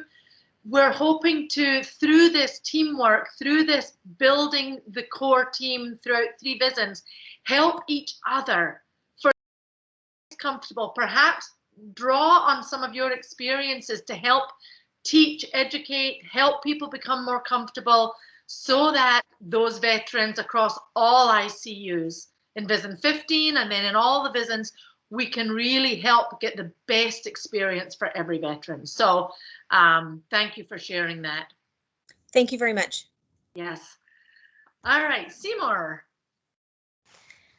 So the most useful thing, I think, was just looking at the goals that I set with the patients completely differently, because there was so many different ways that you could challenge and be able to do things that were more challenging than you would have been able to do without the equipment. The most challenging thing, I think, again, would be our ceiling heights. Because we are limited with where our track is. I would love to be able to do some more things on our 4-step staircase, but our ceiling height just prohibits that. Or if we have someone very tall, even doing things on the ground, you had to watch that they weren't hitting their head on the bar. The aha moment, I think, was just being able to see all the large variety of things and the way that you could challenge patients that were higher level. Because that was one thing I hadn't thought of before. I would use it for the more debilitated patients to do the lifts and stuff. I hadn't really thought about all the different ways I could use it for somebody that was higher level to make sure that you can challenge them in ways that aren't possible without that device. And then number 4, how to solve a challenge. I think was just practicing with the different slings and the way that you were putting them on, because like they had said before, some were easier to put them on when they were already hanging from the bar, and other ones were easier to do when they were supine or sitting. Okay, great. Thank you for sharing. Any last minute questions? No. Okay, thank you. And next up, Slace, and I apologize to anybody if I don't pronounce your name correctly. Jill said she had typed in here, so I'll go ahead and read that. Number 1, the most useful for her was reviewing the equipment that I haven't used in a while and refamiliarizing myself with the equipment, collaborating with my coworkers on different ways to use between inpatient and outpatient. Number 2, challenge, finding the slings and equipment in a timely manner. 3, an aha for her was consistency with PT/OT nursing. The nurse came up to me and fearful that I left a patient up in his chair after a session and states, I don't want to move him and have him fall, but can't leave him up all day. I educated that nurse about the overhead sling or non-powered sit to stand if she felt more comfortable with that. And then 4, a suggestion, don't forget to use our resources, and yes, ask for help or a second pair of hands with the equipment. Awesome. Thank you. Thank you, Jill. All right, McCarty. Hello, I'm reporting. We did this kind of as a group with Canerney and Woods as well as myself. Number 1, the most useful is just knowing what equipment is available and just being able to see the different types of devices and slings and how they were used through this course was super helpful. Most challenging is having the equipment available. Some environmental challenges, like I think most people have said, some of the links of the lifts and the actual slings and lifts that are available. Number 3, the one thing that sticks out to me is just the willingness to be able to use this equipment to push our patients kind of beyond their comfort zone a little bit more than when you don't have the equipment, and not being afraid to try the equipment. Kind of going on the hands-off approach was kind of cool. And then solving a challenge would be just knowing what the correct device is, correct slings to use, and then contacting your safe patient handling coordinator when you do have a challenge or a problem, just to request other devices that may be available through your facility or through the funding department. Yep, absolutely. And on that, on that note, I'm glad you brought that up, because I strongly recommend that if you see equipment that you think, oh, that would be good for therapy, go to your facility coordinator. Don't just go out and buy equipment, because coordinating that, sometimes there's equipment that will work across the whole VISN, and if you find something, we can share that across the whole facility. Or there would be a reason contractually why one piece we can't get or another piece. But I would just encourage you to have those conversations with the facility coordinator, like you mentioned, and just share that with everybody in the VISN. Great. Thank you. Thank you. Okay. And there is another McCarty, so Okay. I think she's going to chime in now. She's excited. Yes. Hello. Hi. Yes, we can. Very quiet. We can. So the thing that I found the most useful was the fact that in an outpatient orthopedic mostly setting, that there are a lot of using the equipment, we can help people get to the next level without jeopardizing their safety. Yep. Let me try that. Can you hear me better now? It's about the same, but we can hear. Well, using the sling, I was able to work with people in that they kind of get stuck in that phase where they have to use a device. And with the sling, we could walk without it, without jeopardizing my safety, and made both of us feel a lot more confident. Most challenging or the least useful was the fact that our ceiling is very low, and the hanger was practically on their head. If it's someone very tall, it just didn't work very well, but it did work better for our shorter people. Okay. I had to manage touching the hanger all the time and keeping it from hitting him on the head. And I think that low ceiling also caused it to be off balance when I tried sitting on a ball, sit to stands. It was just really awkward, and hearing some of the other people talk, I think that must be the reason, is there's just no forgiveness when the hanger is right there at the head. Right. Yep. My moment was just seeing all the many ways it could be used. I had not seen it with the bed mobility, the rolling, kind of the bridging and walking on the bed. I thought those were some new suggestions and good ways to use it for people at that level. Suggestions for solving a challenge is just to keep practicing. I can tell I need some practice, and it did get better with the many times that I put it on and off people and tried to manage that hanger again. Great. Okay. Thank you for sharing.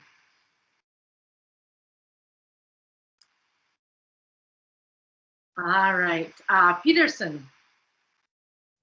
All right. So for mine, on number 1, most useful, best thing about the experience was just kind of the brainstorming part of it, and not looking at the devices as solely a gate or transfer piece, doing higher level activities. I am in the outpatient setting, so I do have the opportunity to do those higher level activities. So that'll be fun in the future to kind of play around with other patients. What was the most challenging in our outpatient setting?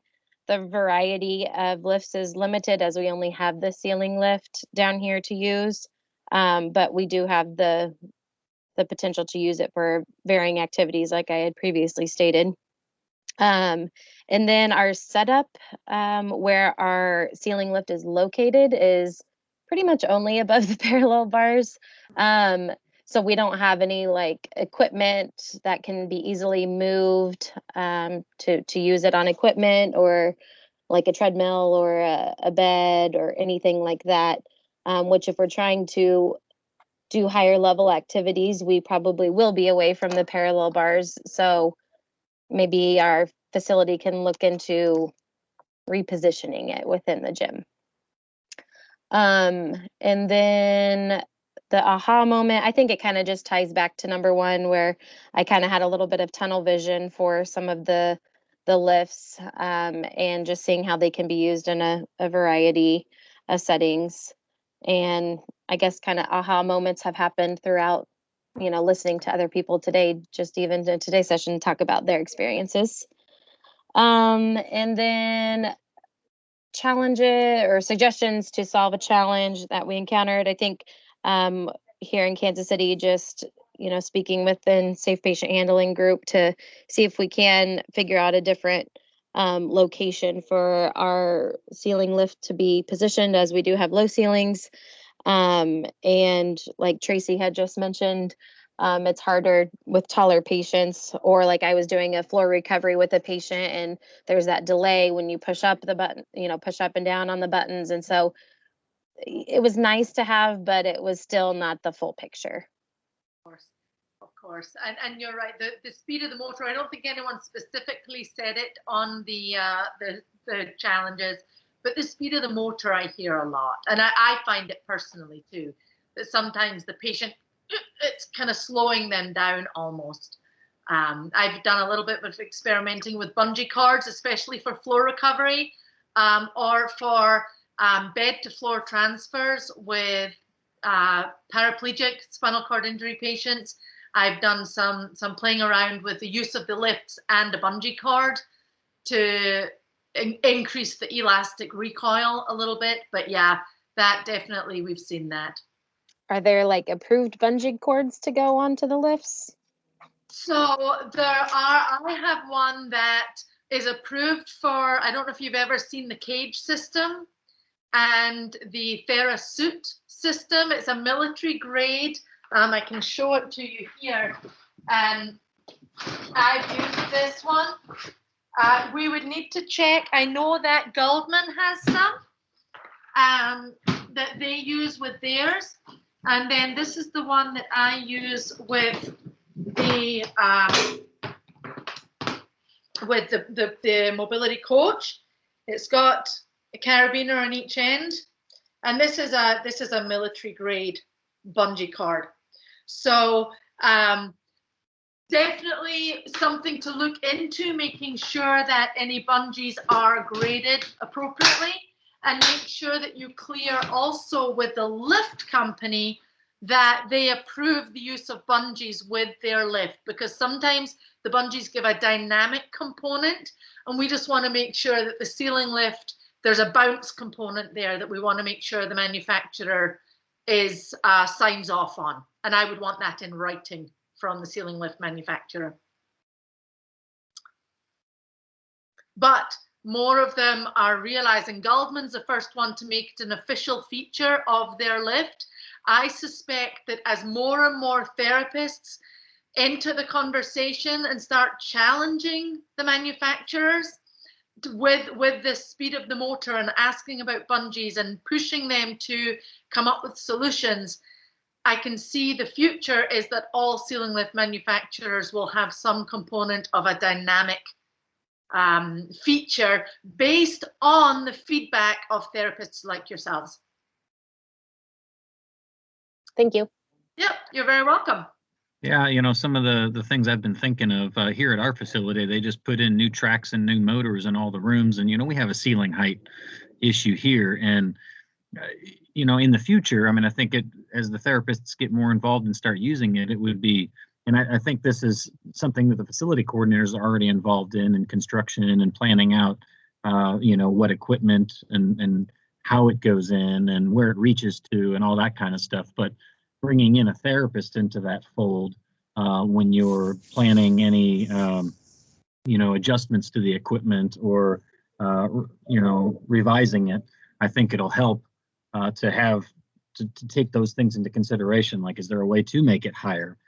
Can we go up into the drop ceiling some? Are we allowed to do that? Is that like a fire code thing? But, all of that, especially if there's new construction, So like John, we've got a floor that's going to be remodeled here really soon. I think just instead of the facility coordinator being the one there, having a therapist weigh in on that to say we need a track to get to the sink or get to the shower, and having a certain height and that kind of stuff, so that it's actually useful for all mobility, not just nursing mobility. Hey John, this is Tim. Can you hear me? Yep. So let me make it very clear. By directive, we are required to participate in the design, construction, renovation process. However, we're only as good as the information that we get.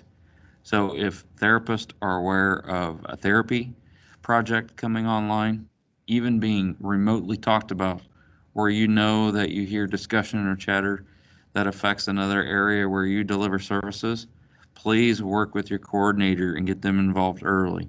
It's hard for us to make changes, as you all know, halfway through or at the end of a project. But the good news is that we're required to, but we need your help to do so. That's all I wanted to say. No, I think that's a great point, is become part of the conversation. For those of you who are online who have the opportunity here, become a unit peer leader at your facility. Volunteer, contact the facility coordinator, say, hey, coordinator, I'd like to be involved in the program as a peer leader so that I'm aware of some of these other things that are going on, and you can be part of that conversation for sure, that it's a team approach. Yep. Absolutely. Okay, excellent. Terry. For me, the most useful thing was to be able to challenge my patients and be able to do activities with them that I probably otherwise would not because of safety reasons. And then just having less hands-on, being able to do those activities, pretty much by myself. The most challenging thing, kind of like a lot of people said, is just learning the equipment. And being a longtime therapist, something that was kind of a challenge to me was to not react when they did lose their balance. Letting them self-correct and kind of get used to doing that. So that's kind of a challenge. Yeah.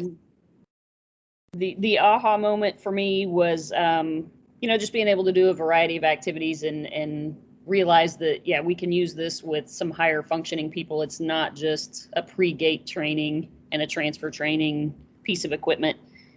And then suggestions is just, learning the equipment and continuing to work with the team that we have here, and not only learning from each other, but teaching each other as well.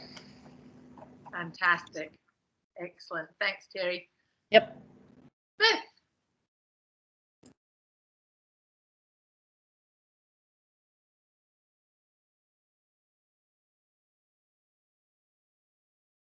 And I apologize, I don't have first names. Is Smith typing or here? You talking about Smith? Yes. Okay, I didn't hear you say that. I'm just sitting here listening to the crickets chirp. Yeah, she typed in here. Okay. So number one, the most useful or best thing about the course is learning what equipment is available for safe patient handling and familiarizing herself with it. 2, the most challenging, choosing the correct sling size and low ceilings with patients who are tall in the overhead lift. 3, or her aha moment, was learning various ways to provide treatment with a single piece of equipment, such as a non-powered sit-to-stand and hospital bed. And 4, a suggestion, use fellow therapists for brainstorming. Also, another therapist in her group reached out to a Goldman rep to get leg extenders for the ambulation slings. Awesome. So yeah, I guess getting the vendors involved would be huge.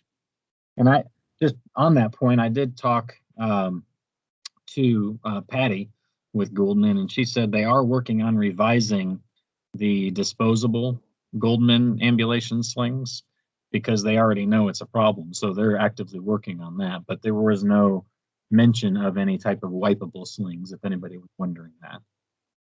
Okay. Yeah, John, I don't know what Patty conversations involved, but for those of us in VISN 15, hopefully shortening the upper straps, because that's been a problem, at least for me. Yep. Yeah, she said she was doing that. That's been the challenge, is to get that thing. We already know that sling runs big in the medium and large and the disposable that it's available in, but the straps are just so long. If you're working with limited ceiling height, you have no chance Right. That's true. to mobilize. So thanks, John. Yep, and I love that you've had a variety of slings that you've all worked with, and so definitely work together to learn from each other. What features of different slings that you liked, what features of different lifts were valuable to you, because as a collective throughout the VISN, you can then inform and share best practice. Where are some scenarios where the single patient use solutions are better or preferable? Where is wipeable worked? What wipeable slings do you have? What launderable slings do you have? And where does that work and where does it not work?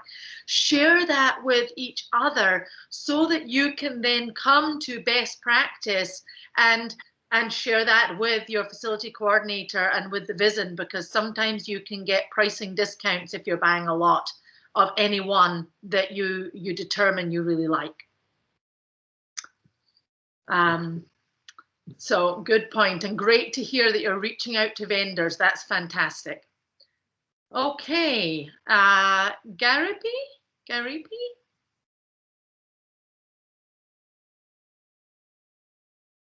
Okay, he had typed in here, he had a few acute and CLC patients. He has a few of them currently.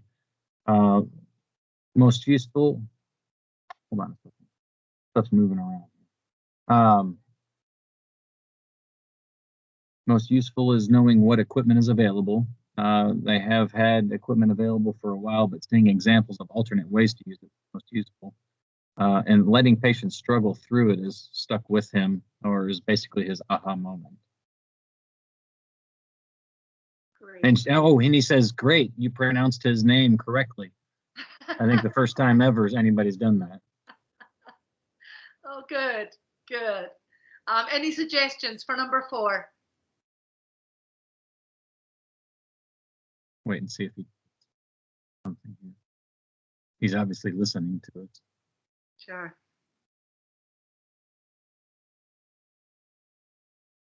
And as we're waiting, I just really appreciate the range of solutions and experiences that you've shared here. And I think the last person mentioned, even today, hearing from each other, you've learned more aha moments that maybe you hadn't even thought of in the whole course, and you heard it from somebody else today.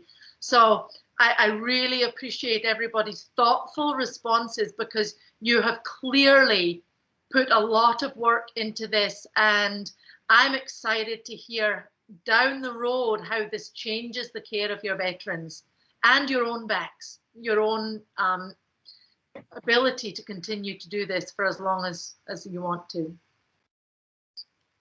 Yeah, he had said he didn't have any suggestions for solving a challenge.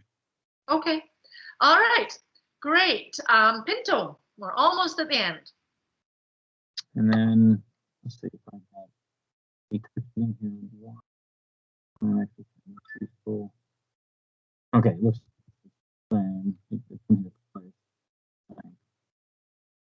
no, look, I'll do that here. Most useful, different options available. Time saving using the lift with equipment. The patient feels more secure. Challenging was the coordination of different disciplines working together. Short for the patient to reach the counter while doing ADLs. A moment was patient feeling more secure and therapist safer. Being able to challenge the patient more, and good team effort involving the restorative nursing too. Solving the challenge could be closer to the counter. The team could talk before, so do some pre-coordination of the team before the task. Okay, great. And then lastly, Arnold, I think you'd shared a little bit earlier, but can you share your 4? He had to run out, but he sent me his, so I'm going to talk for him. Okay. His most useful is seeing my staff opening up to using the equipment that we have available. Most challenging is no patients on the CLC right now, so figuring out logistics of how to get all staff access to the patients was challenging. As I mentioned, reinforced that the facility needs to follow through with the plan for improving outpatient clinics setup. And number 4, as always, think outside the box. The answer is there if you are willing to change your line of thinking. Awesome. I also wanted to say, you mentioned earlier about the patient that hadn't walked in like 3 years. That was our patient that we had. Oh, it was. Okay, good. Yes. And how did that go? Oh, it was amazing. We had him for a very long time. When he came in to see us, like I said, he hadn't walked in 3 years, and we started with the Serestetti, and he would pull himself up. And then we eventually worked into the overhead harness, and he got to where he would walk up and down, 200 plus yards down the hallway with a rolling walker. He walked out of here on a rolling walker. Wow. It was awesome. That makes me want to cry, because that's what keeps us going when it's a headache, right? When things aren't going right. Stories like that's just why we do what we do. Yep, it was pretty awesome. It would have been great to have like that on video from start to finish, but it was awesome. It is. And I would ask you also, all of you, if any of your veterans would be happy to be videoed or talked to, or a photograph or a story, and share their testimony about this, even if it's just internally. The power of personal experience and stories, I think, for me, is sometimes as important as the data in a research study. And so if any of you have veterans who would love to share with others, because there's many therapists out there, and I do these classes both in the VA and outside of the VA, there's still a huge number of therapists who are not using this equipment. And for you, you have all shared how much more you were able to do. And basically, that story absolutely transformed the quality of life for your veteran, right? For that veteran. The difference between being unable to walk and walking out of the hospital is ginormous. And so sharing that sometimes gets other therapists outside of their comfort zone to go, I didn't think about that, but just hearing that story. So if anybody has veterans that they think they would like to share the story, obviously, whether it's just with their unit, with your staff, with the hospital, with the VA, whoever, capture those if you can, so we can share the success and get others doing the same thing. Okay, is there anybody else here that we did not include, that their names were not on here, that you want to share? Anybody I missed?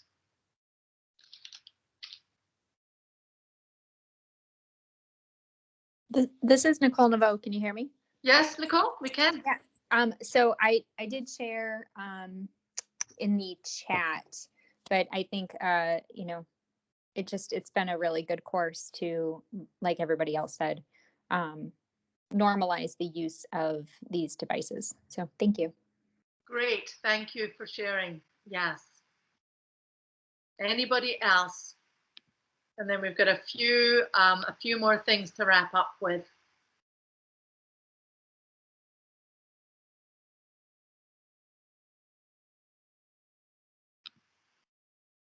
All right, I'm going to wrap up with a couple more things about where we go from here. And then please, as we're wrapping this up in the last 7 or 8 minutes here, please write in the chat box anything else that wasn't covered already. I think we've had a good opportunity, but if you didn't get a chance to ask anything, or you've got a new question, ask it. So we've talked about individual treatment sessions. Many of you have actually brought up the importance of the role of therapists as movement experts for the unit team and for the safe patient handling, and as advocates, you've brought that up and recognized that already. Advocating for use of safe patient handling on your units to promote and assist in nursing education, not just therapy education, but nursing education, And if you have an opportunity to educate students, PT, OT, KT students, get this word out to the schools. Where there is a national group that we are trying to systematically include this content in all graduate programs. But any help that we have from clinicians, we welcome that help. And then assist in program development. So get involved in the Safe Patient Handling team as a unit peer leader. And then beyond even this part is rolling this into the early mobility program. So the timing of this program has been strategic because this fall and through the early winter months, we're going to be rolling out a facility VISN-wide gap analysis for early mobility. And I know Tim and John can share a little bit more about this, but looking to get a therapy champion and a facility coordinator in each facility that can help push through and represent the facility to build the early mobility interdisciplinary team. So does somebody have a question or a comment? Margaret, Tim, I'll add to that. Please, as therapists, if you know a member of your executive team, we will need an executive sponsor from each facility. So I would really encourage you to come alongside your facility coordinator, have kind of a crucial conversation on who you think might be the best executive leader at your facility to help facilitate their role as an executive sponsor. It doesn't have to be a nurse, doesn't have to be a physician. It could be another member of the executive team, but it needs to be someone that can build collaboration and really empower the implementation team at each facility to really do a deep dive and prepare the facility for implementation for early mobility. That's all. Thanks, Margaret. For sure. Thanks, Tim. Yep. And you will be hearing more about this. So just keep the good stuff coming. This has been absolutely phenomenal, guys. And kudos to you all. And it's been just an honor for me to hear from all of you what you're doing for your veterans in your own facilities. So the other thing is in terms of educating in an interdisciplinary level, what else can you take? What other one action can you take to build your facility and VISN safe early mobility team? So it takes it outside of therapy, like Tim said. If it's speaking with your chief of staff, ADPCS, somebody on your executive team, the associate director, if you have an opportunity to do that, those are some of the next steps to make sure that the early mobility program with safe patient handling is going to move forward as successfully as it can. And one thing I will share with you in the VA, because I work inside the VA and in the private sector, you are light years ahead of the private sector when it comes to safe patient handling. And you've got multiple facilities that are doing great things for your veterans in the world of early mobility as well. But within the VA, you are the only health system, if we take the whole VA as a system, to fully and seamlessly integrate safe patient handling and early mobility so that you're doing safe veteran mobility. And a lot of the private sector is trying to do it without equipment, and they are seeing more falls. They're seeing more caregiver injuries. You have the benefit of approaching it from the safe patient handling side of it. So that is all I have. Any other questions, comments? We have 2 minutes left of this 8 hours together. Hey, this is John. I just wanted to chime in a little bit about the different therapy leads at each of the facilities. I mean, that is something that's pretty much going to be required with this early mobility thing. So start thinking about it. You know, if you've got multiple staff members there, start kind of trying to narrow down a person. And we want this to come from the top down. So yeah, you can work up, like Tim was saying, to try to talk about that executive leader that might be good, but it's also coming from the top down, which I think is going to make this more successful than just as far as early mobility and safe patient handling is concerned, because that's gonna benefit from the early mobility program. But being able to have that team So try to identify a therapist. Start thinking about that because we're going to try to tap you for that here pretty soon. And then, one thing that came up at the course back in January down in Orlando was, if you find a piece of equipment that's not working like you want it to, use some ingenuity. Try to do something, kind of think out of the box. I think what we're really good at, and I think that's what's going to drive some of this safe patient handling equipment to get even better. You come up with a cool idea. Don't necessarily go right to the vendor because they're just going to steal your idea and make it their own. But maybe work through Tim maybe as a way to go about getting that, so that you get a little bit of the kudos for that. But those kinds of things is what's going to make this better and better as far as a therapist standpoint is concerned for safe patient handling. So and mobility. So anyway, that's just kind of my 2 cents. Yep. And do you want to say anything about the CEUs or post-tests or anything beyond this, John? Yeah, we will have a post-test, and that should be coming from EES. I'm not exactly sure how that's going to get out, but I'll email everybody, and that post-test will be due to get CEUs for this course. So, and then again, if you know anybody that did the first 4 hours and didn't get to finish everything else, they can still get those 4 hours, but they're going to have to wait until the enduring material comes out on EMS, and they'll have to kind of quickly go through that course, take the post test that's included with that to be able to get the 4 CEUs. If you did all 3 sessions, you will be eligible for the 8 CEUs that we originally talked about. All right. Well, thank you. Yeah. Go ahead. No, I was just saying a last thank you, and if there's anything else that you have to add, Tim or John? I think Tim's out, and I don't really have anything else to add. Just thank you so much for being a part of this. Shoot any questions through Teams or email to me, and we can keep collaborating that way, and I'll find answers if I don't have them off the top of my head. Great. All right. Have a great rest of your week, everybody. Bye-bye. All right. Bye-bye.